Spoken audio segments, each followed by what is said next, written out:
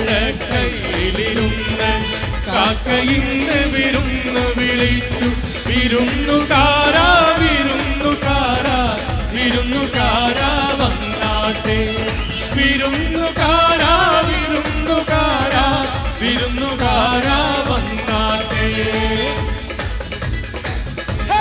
വേണം പഞ്ചാര പനം കിളിക്ക് ഇക്കാന്റെ കരളെ